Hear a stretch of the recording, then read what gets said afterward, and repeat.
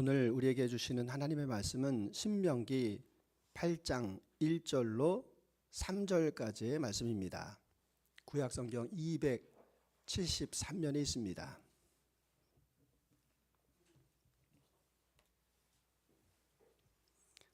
신명기 8장 1절로 3절까지의 말씀, 하나님의 말씀을 받들어 읽을 때 마지막 절을 같이 합독하겠습니다. 내가 오늘 명하는 그 모든 명령을 너희는 지켜 행하라. 그리하면 너희가 살고 번성하고 여호와께서 너희의 조상들에게 맹세하신 땅에 들어가서 그것을 차지하리라. 내 하나님 여호와께서 이 40년 동안을 내게 광야 길을 걷게 하신 것을 기억하라. 이는 너를 낮추시며 너를 시험하사 내 마음이 어떠한지 그 명령을 지키는지 지키지 않는지 알려 하심이라. 너를 낮추시며 너를 줄이게 하시며 또 너도 알지 못하며 내 조상들도 알지 못하던 만나를 내게 먹이신 것은 사람이 떡으로만 사는 것이 아니요 여호와의 입에서 나오는 모든 말씀으로 사는 줄을 내가 알게 하려 하심이니라. 아멘.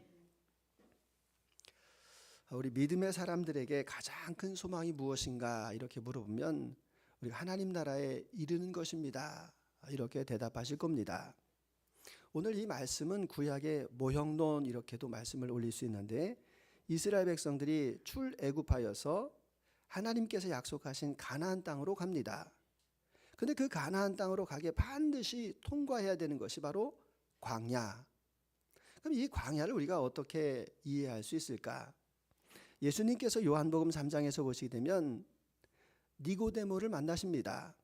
니고데모는 하나님 나라에 관심이 많았던 사람이라서 예수님께서 내게 이르노니 사람이 거듭나지 않고는 하나님의 나라를 볼 수가 없느니라.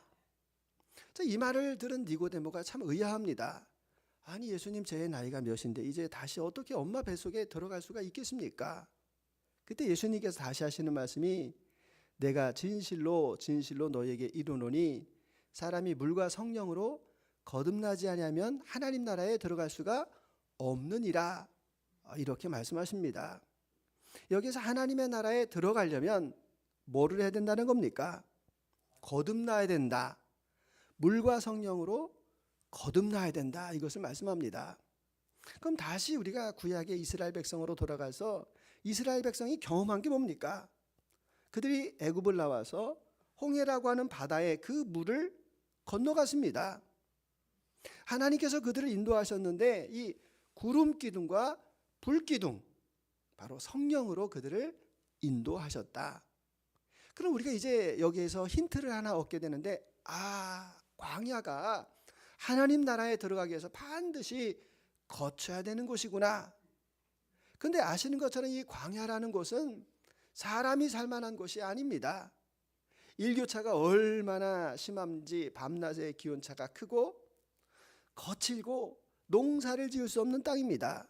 들짐승만 살고 그리고 아무것도 먹을 것을 구할 수 없는 그 광야, 왜 하나님께서 그들을 그 광야로 인도하시는가? 또 우리의 인생을 광야라고 한다면 왜 이 광야 속에서 우리가 살게 하시는가? 그 이유를 오늘 성경께서 우리에게 말씀해 주고 계십니다. 제일 먼저 광야는 선물입니다. 자, 2절의 말씀을 다시 한번 보겠습니다. 2절의 말씀을 같이 한번 다시 읽겠습니다. 내 하나님 여호와께서 이 40년 동안에 내게 광야 길을 걷게 하신 것을 기억하라. 이는 너를 낮추시며 너를 시험하사 내 마음이 어떠한지 그 명령을 지키는지 지키지 않는지 알려 하심이니라. 아멘. 자, 이 광야 길을 40년 동안 걷게 하셨다. 근데 그냥 걸은 것이 아니라 하나님께서 너희들을 시험하신다.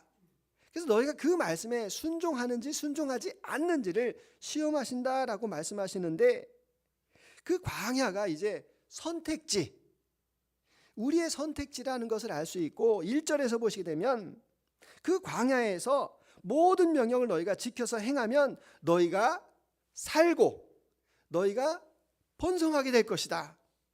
만약에 그 광야 가운데에서 너희가 그 명령을 지키지 않고 말씀대로 살지 않으면 너희는 망하게 될 것이다 라는 것을 이 선택지에서 말씀하고 계십니다.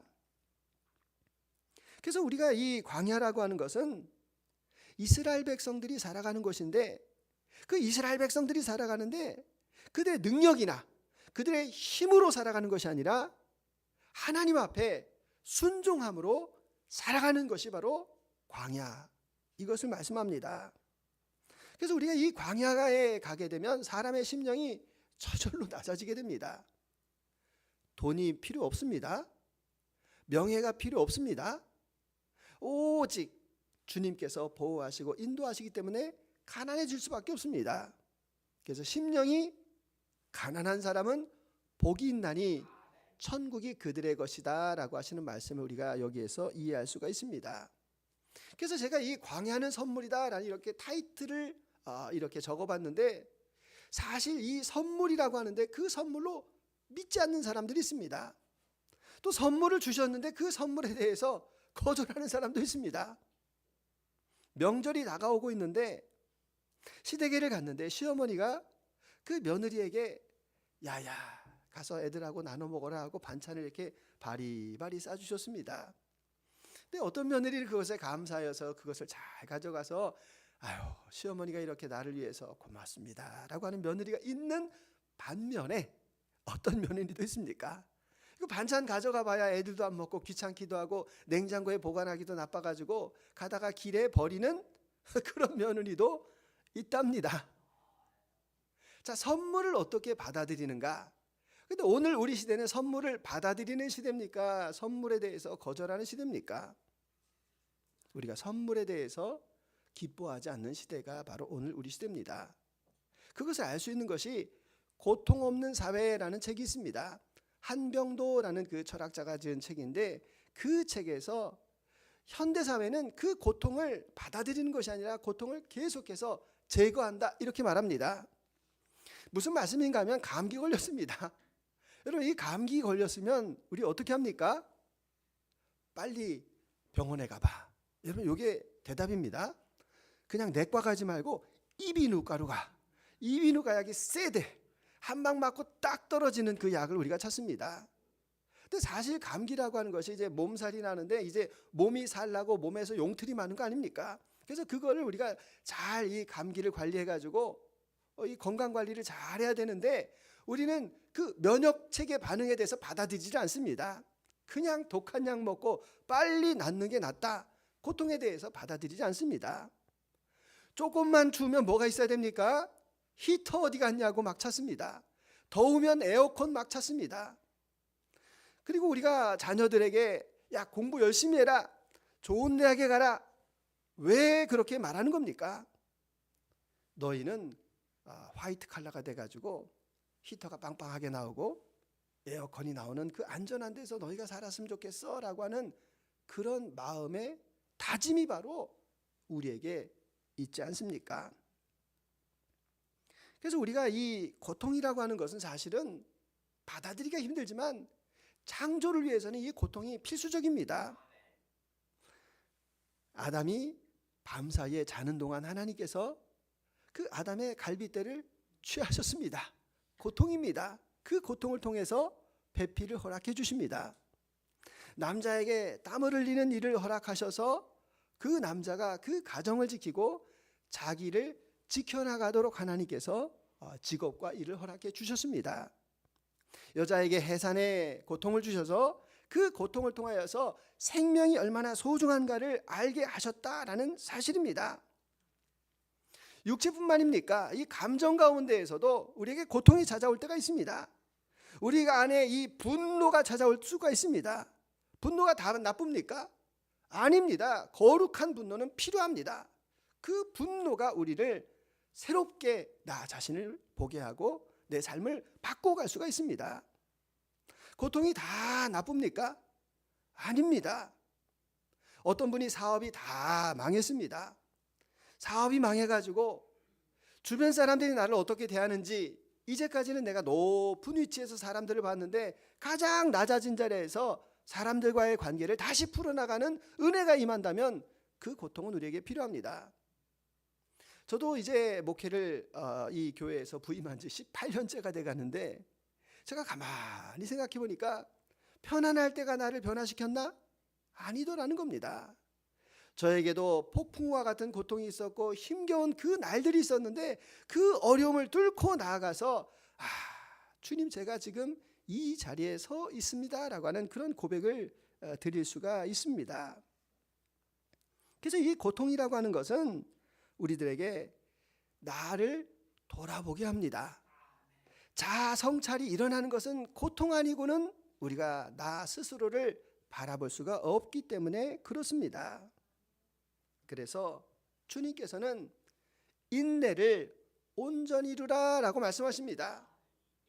그 인내를 통하여서 너희가 완전하고 부족함이 없게 하신다라고 말씀하십니다.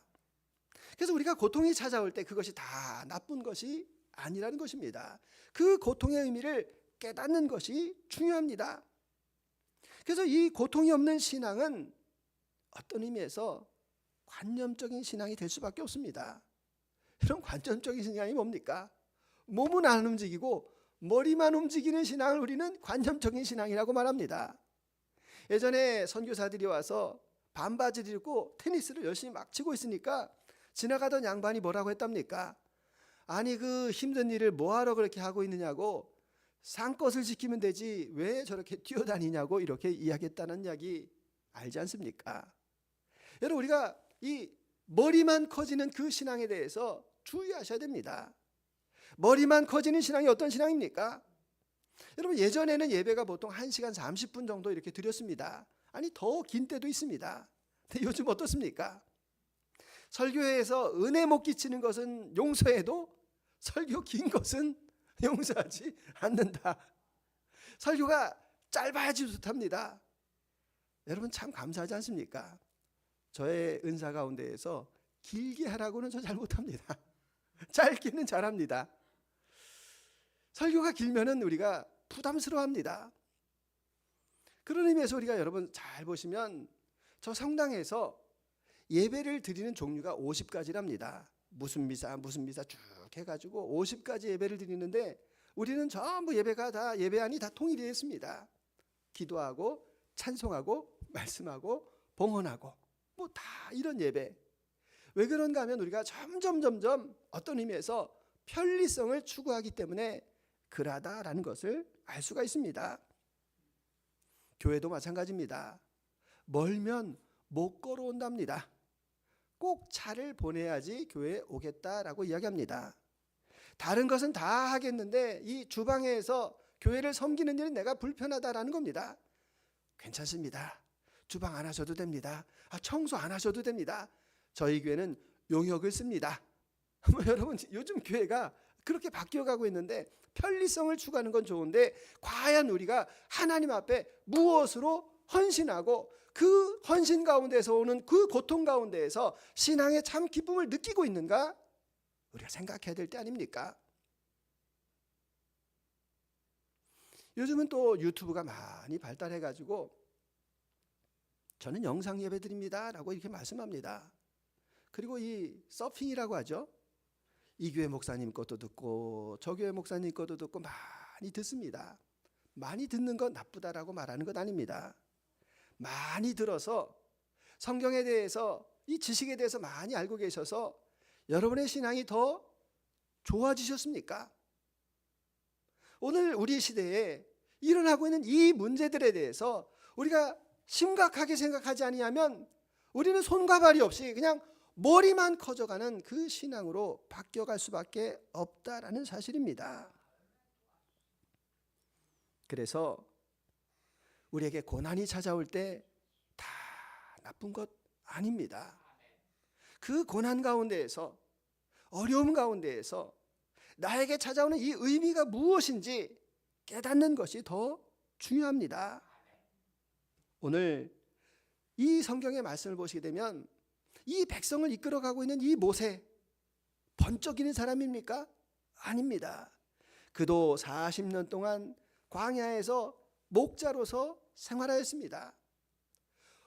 왕자였던 사람이 신분을 다 버리고 목자가 돼가지고 속에서 얼마나 열불이 많이 나겠습니까? 열불이 날 때마다 하나님 말씀하시지 아니하고 밤하늘의 별을 보고 양을 치고 그 일상이 그냥 무료한 그 생활을 40년 동안 훈련을 받았던 사람임을 우리가 기억합니다. 다윗을 보시게 되면 뭐 잘못했습니까? 뭐 그렇게 죽을 죄를 졌습니까? 사울의 칼에 피해서 그 10여 년이 넘는 그 인고의 세월을 보내서 하나님께서 그를 왕으로 세우고 계십니다. 사도 바울도 3년 동안 아라비아의 광야에 있었고 예수님께서도 그 광야에서 시험을 통하여서 하나님의 역사와 일들을 이루어가고 계시는 것을 봅니다. 그 광야를 걷습니다. 보이는 건 별밖에 없습니다. 밤하늘에 별밖에 없습니다. 낮에 보는 그 땅은 그 간조한 땅, 물이 없는 땅, 관목이 자라는 그 땅밖에 보이질 않습니다. 바람 소리밖에 들려오지 않고 새 소리밖에 들려오지 않는 그 광야에서 하나님을 발견하는 것입니다. 그 넓고 많은 그 별 가운데에서 이것을 창조하신 분이 바로 우리 하나님이시다라는 것을 인정하는 것입니다.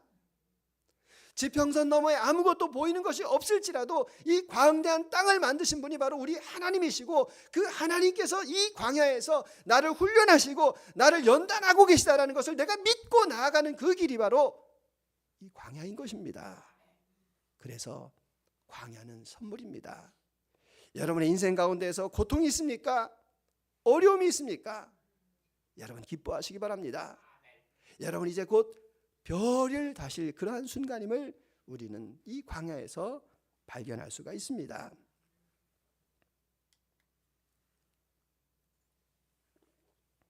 두 번째 광야는 깨달음입니다.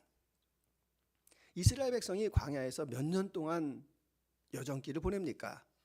40년 한 세대가 바뀌는 그 세월을 그들이 걸어가고 있습니다.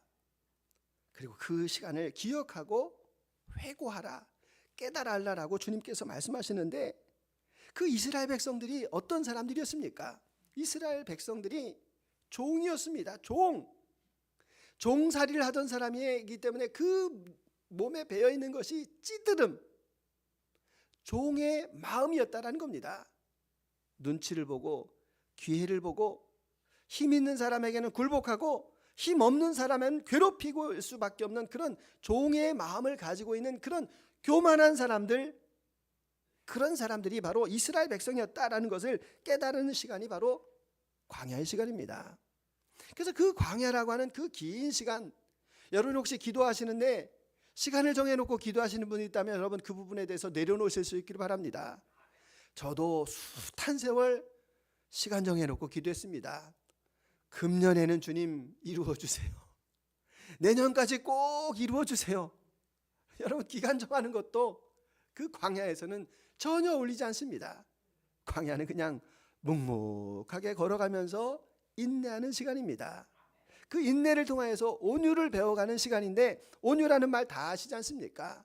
온유라고 하는 것이 무엇인가 하면은 그 말이 있는데 이 야생마가 도대체 길들여지질 않아 가지고 사람이 아무짝에도 쓸모가 없는데 이것이 훈련을 받아 가지고 이제 그 고삐가 지어지고 사람이 쓸만한 말이 되었을 때에 그것을 온유라고 말합니다. 그래서 이 온유하다라는 것을 우리가 잘 보시게 되면 여러분 이 가축 한번 잘 생각해 보시기 바랍니다. 많은 동물 가운데에서 가축이 있습니다.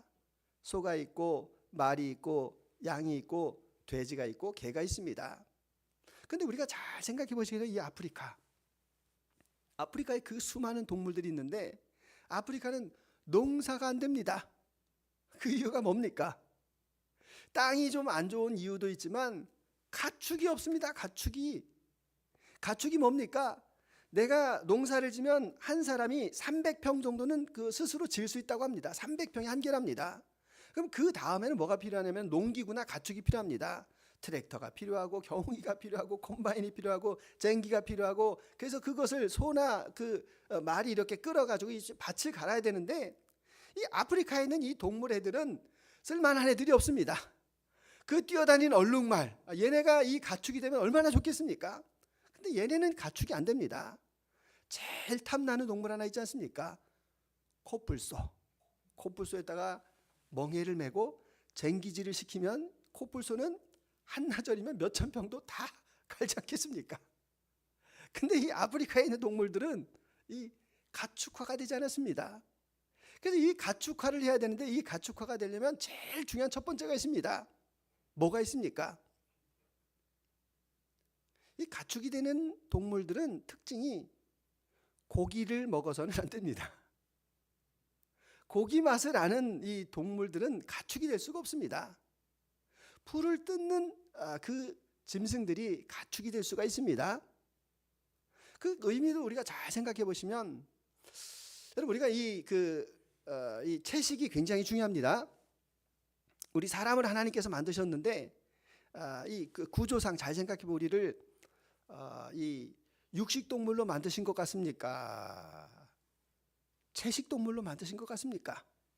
여러분 생각은 어떻습니까? 대답을 잘하시는 우리 박은경 집사님, 사람은 초식 동물인가요? 육식 동물인가요? 그럼 패스. 김연 집사님. 잡식. 예, 잡식이 맞죠. 근데 사람 구조를 잘 보시게 되면 이 동물은 먹습니다. 먹고 나서 이게 기관이 이렇게 쭉 일자로 갑니다. 그리고 쑥 나옵니다.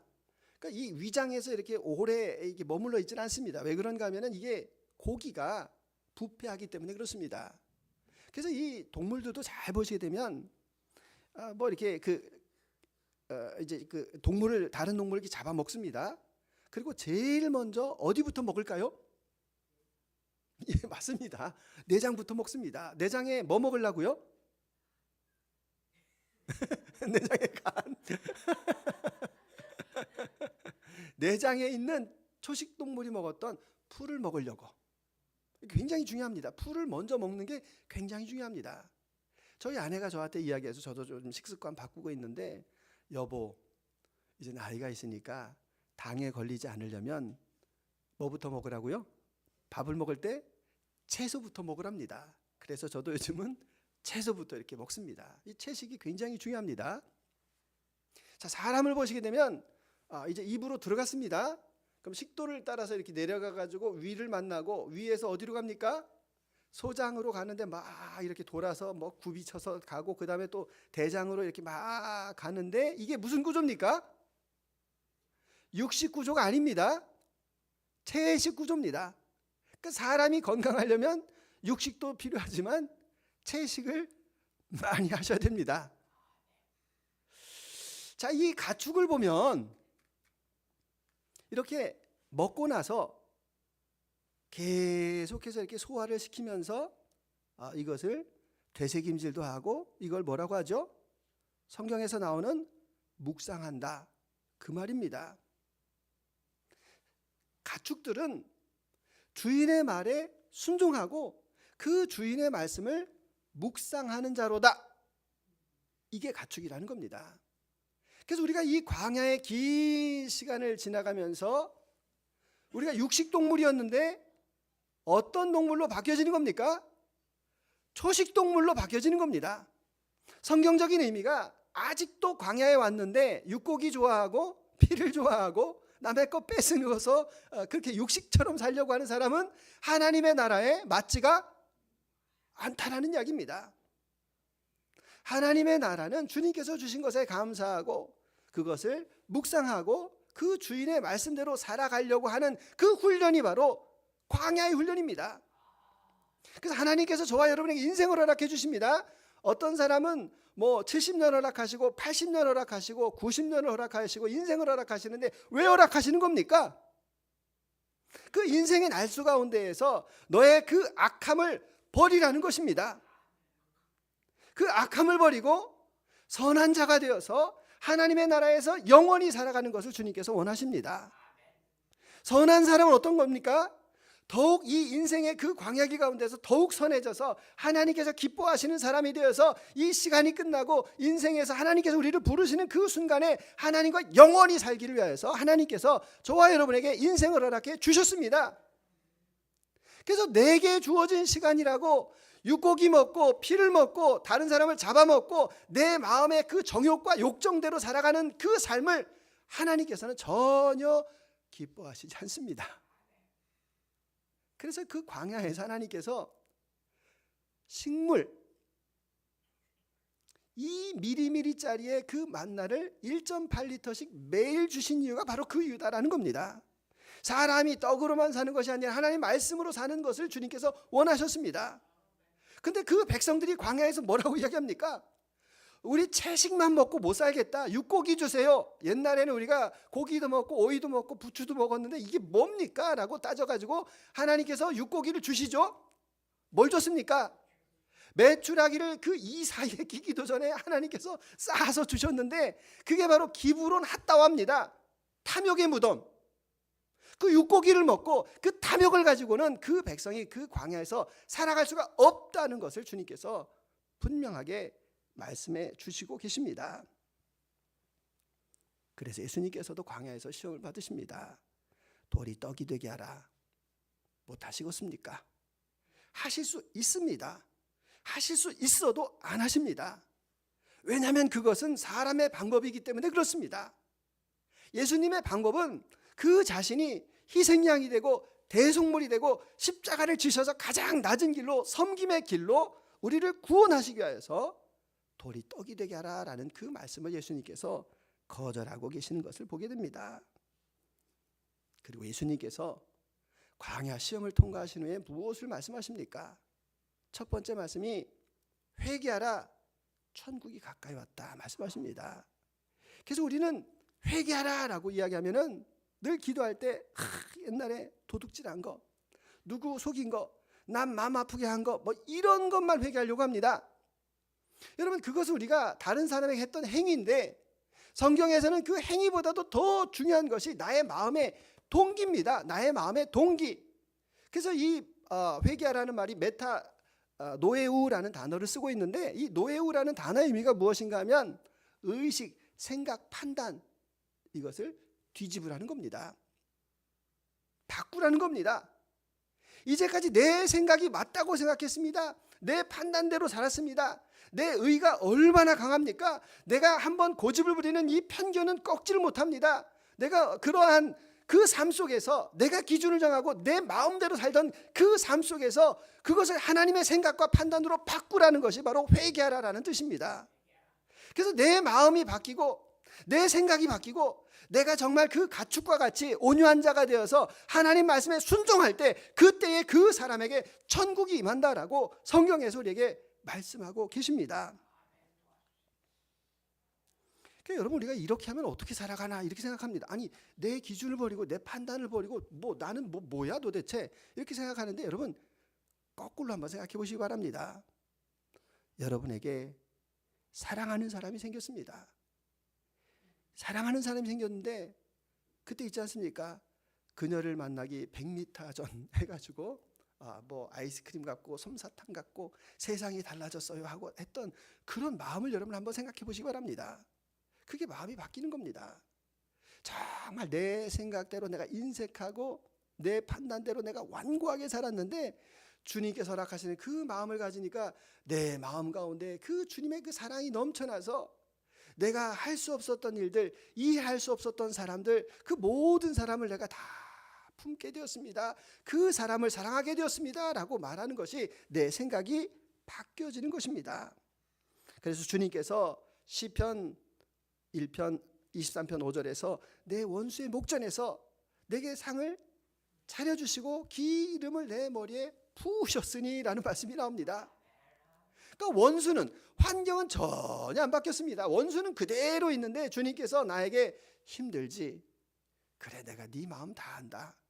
이거 먹고 힘내. 맛있는 밥상을 차려주셨습니다. 내가 그걸 먹고 든든합니다. 그리고 원수들이 다 보고 있습니다. 야, 저 사람이 정말 하나님께서 저렇게까지 귀하게 여기시는 사람인가? 그 사람이 어떻게 되는 겁니까? 6절에 내 평생에 선하심과 인자하심이 반드시 나를 따르리니 내가 여호와의 집에 영원히 살리로다.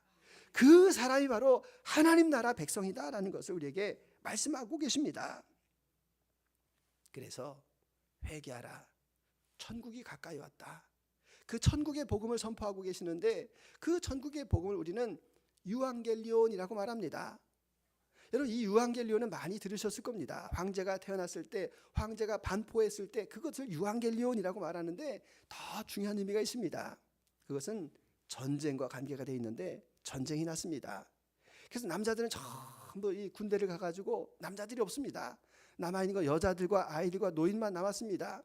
근데 이 사람들은 다 노약자이기 때문에 다 어디로 갑니까? 다 숨습니다. 산에 가서 다 숨고 이제 그 산에서 그냥 마음을 졸이고 있습니다. 전쟁에서 이기기를 바라면서 기다리고 있는데 만약에 전쟁에서 졌다라고 하면 어떻게 되는 겁니까? 어린아이들은 나와가지고 다 끌려서 노예로 다 팔려가는 거고, 여인들은 어떻게 되는 겁니까? 그 이방 남자들에게 치욕을 당하는 것이고, 그리고 노인들은 쓸모가 없으니까 다 죽임을 당하는 그러한 처참한 상황 가운데서 그 안타깝게 기다리고 있는데 그 소식이 들려오는 겁니다. 우리가 전쟁에서 이겼다라고 하는 그 소식이 들릴 때 그 남녀노소가 그 기뻐하는 그 모습이 바로 하나님께서 우리에게 주신 그 복음의 참 기쁨과 비밀임을 우리에게 말씀해 주고 계십니다. 그래서 우리는 광야를 걸을 때 두렵지 않은 사람이 어디 있습니까? 고통이 찾아오는데 힘 안 드는 사람이 어디 있겠습니까?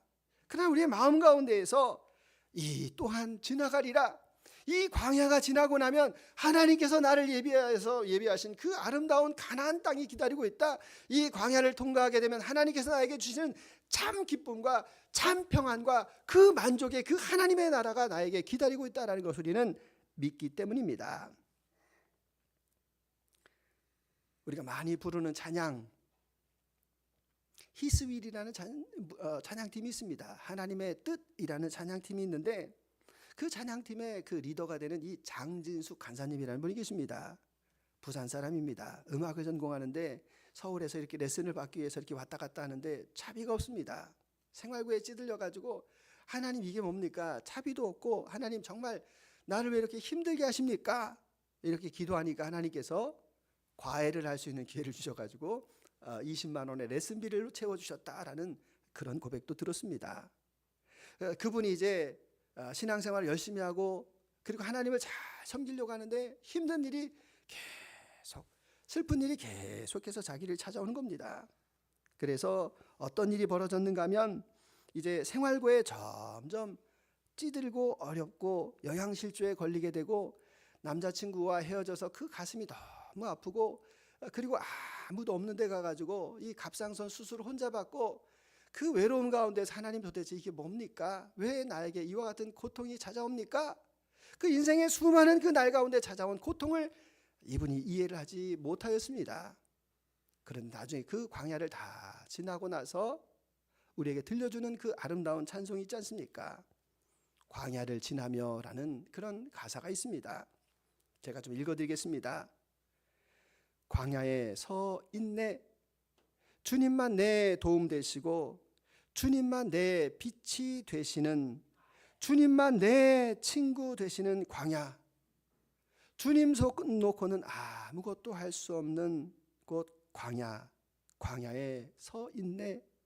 그리고 쭉 이어지면서 내 자아가 완전히 깨지고 높아지려 했던 내 품도 주님 앞에 내려놓고 오직 주님 뜻만, 오직 주의 뜻만 이루어지기를, 나를 통해서 주님만 드러나시기를 광야를 지나며, 그 광야를 통하여서 깨닫게 하시는 주님의 큰 은혜를 발견합니다. 그리고 이분이 나중에 결혼하는데 그 남편이 그 자기의 그 유튜브 방송이나 그 자켓이라든지 모든 이 일정을 관리해주는 아주 그런 친절한 남자를 만납니다. 시어머니가 그런 이야기를 합니다. 내가 정말 기도했는데 내가 꿈에서 만난 며느리가 바로 당신이다 라고 이야기합니다.